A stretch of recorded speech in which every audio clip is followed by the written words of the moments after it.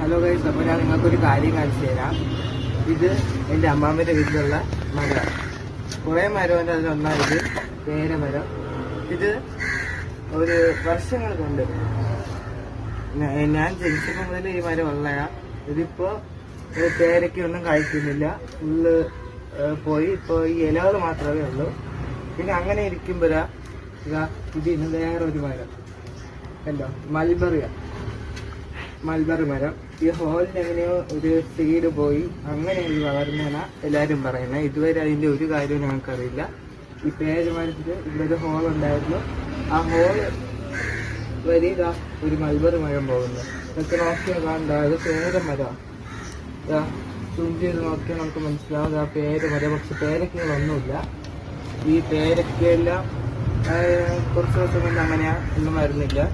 പിന്നെ ഇത് മൽബറിയുടെ